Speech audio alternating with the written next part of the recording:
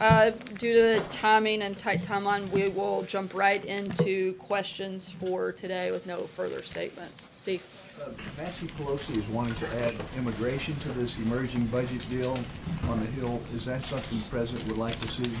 I think we've made clear that the budget deal should be a budget deal, and that members of Congress, like Nancy Pelosi, should not hold our military hostage over a separate issue. We've laid out what we would like to see in immigration legislation, and I think it's something that Nancy Pelosi should support, and hopefully she will come on board. We can get this budget deal done, and then we can focus on getting an immigration deal done. Follow-up, is the President committed to this March 5th deadline for DACA, or is he going to extend the deadline?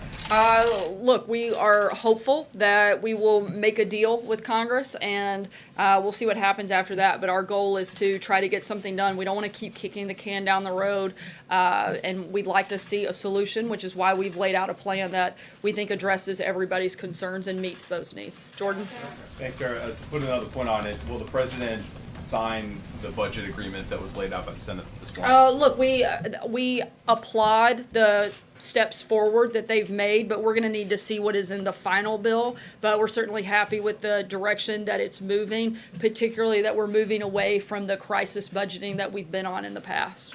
Major? Would you like the House to pass the Senate deal?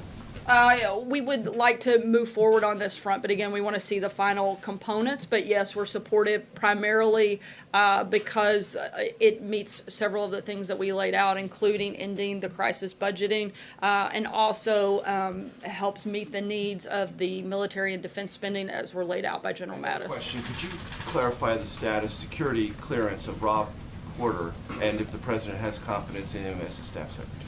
I can give you two statements, as has always been our policy when it comes to security clearances. We don't comment on them. I'm not going to change that today.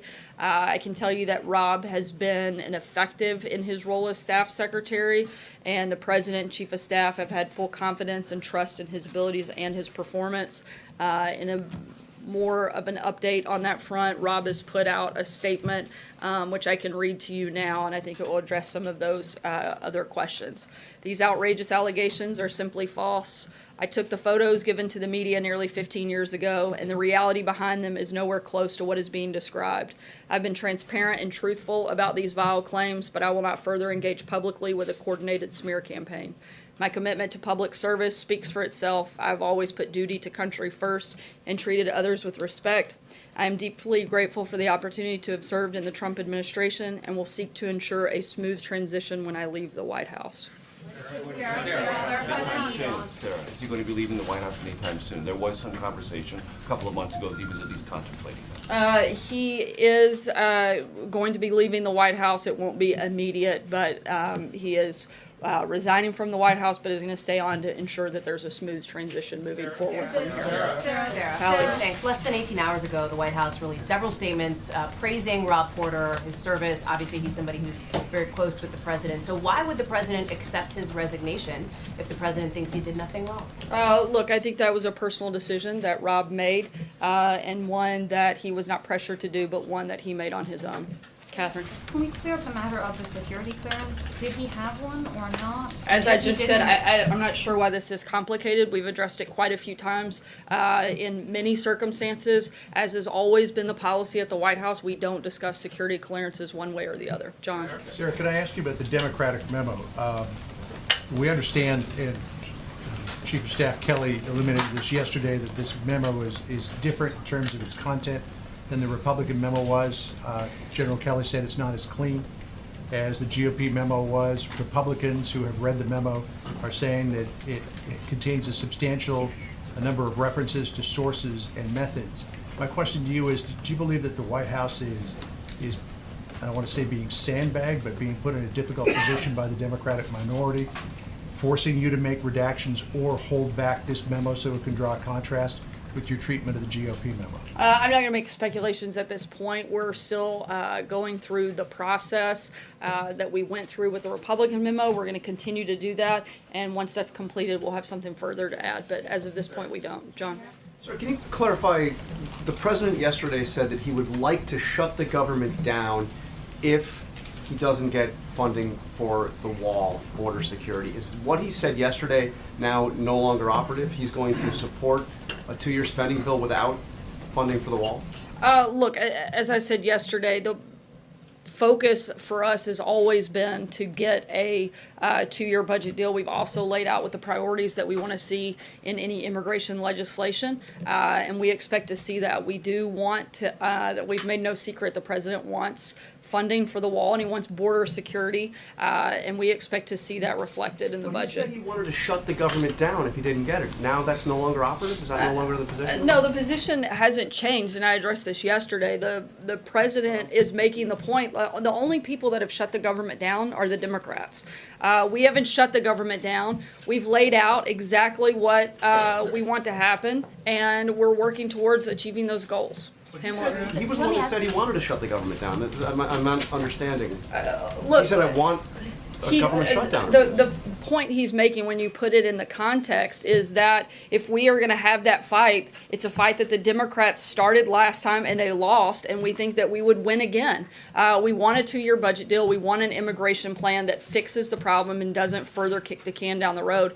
Those are the two focuses, and we're hopeful we'll get those done. How can the president still have confidence in his deputy attorney general when he said he feels vindicated in the Russia probe by the Nunes memo that mentions Rosenstein and the fact that Rosenstein oversees the Russia probe? Look, as I said yesterday, the president feels vindicated because he feels like the Russia investigation has been politically motivated witch hunt for the last year, and the memo clearly vindicates the president's position that there was political bias. Has he actually read the Democrats' memo? You said he has seen it, but has he actually read? He has, and I told you also that he had met with the deputy attorney general to discuss the differences yesterday. And just really quickly, General Mattis was saying that the president has great affection for the military, but he has yet to visit Iraq and Afghanistan. Wouldn't that be the ultimate way to honor the troops, by going there rather than a parade? Look, I think there are a lot of different ways. Nothing has been decided or locked in stone. This is in the early discussion phases, and it's something the president is looking at, not just a way that he can, but that the entire country can come together and show support and honor our military. Cecilia. Thanks. Does the president have any concerns about these domestic violence allegations raised against Rob Porter? I haven't spoken to him about specific concerns. You haven't talked to the president about this? About whether or not he has specific concerns, I haven't asked him that question, Cecilia. Have you seen the photos of Rob Porter's ex-wife with a black eye? I don't know. Sarah. Thanks a lot, Sarah. The president weighed in today on Twitter on the stock market, the first time this week he's done so, and he's done so quite a bit over the course of his first year in office. Will we expect the president to continue to weigh in on the daily fluctuations on the stock market going forward, or will he sort of let the market take its course? I don't think I'm going to speculate on what we may weigh in on every single day moving forward through the administration, but the economy has obviously been a big focus for the administration, and it's something we're going to continue to talk about. We have a very strong economy. We feel very confident in the direction that we're moving, and certainly the focus on the long-term economic fundamentals that this administration has been advocating for. On the immigration deal, would the president be open to the idea of just two pillars of what he's put forward being part of an immigration deal, that being funding for that border wall with Mexico, and increased border security, and then of course a legislative fix for those DACA recipients? We've laid out the 4 pillars that we want to see in immigration legislation. Shannon. The president today called these text messages from the FBI bombshells. Does he believe there was a conspiracy in the FBI to try and undermine his candidacy, to try and help Hillary Clinton? Can you explain a little bit more his thinking about what he's seen in these text messages? I think it just further shows that there is reason for all of us to have great cause for concern in this process, and we hope that it's more thoroughly and fully looked at as we move forward. Are there specific, just quickly on the FBI, are there some more specific changes, personnel changes he would like to see at the FBI? Not that I'm aware of at this time. Stephen. I just want to give you a chance to respond to the concerns about the propriety of this parade down Pennsylvania Avenue. A lot of people in the country think that that's not how the American military should be presented to the world, rolling tanks down America's Main Street. What do you think? Look, as I said, We haven't made a final decision. The president's simply exploring different ways that he can highlight and show the pride that we have in the military, the people that have served and sacrificed to allow us all of the freedoms that we have. The president is very proud of the United States military and all that they do on behalf of all of us, and we're simply exploring options. I think it's way too far speculation to start weighing in on, whether or not we think certain things are appropriate when nothing has been decided and it's literally in a brainstorming session. Is it true that the report that the president essentially gave a directive to the Defense Department that this is something that must happen? No, the president asked them to look at different ways and explore and see what those options look like, as the secretary said. Take one last question.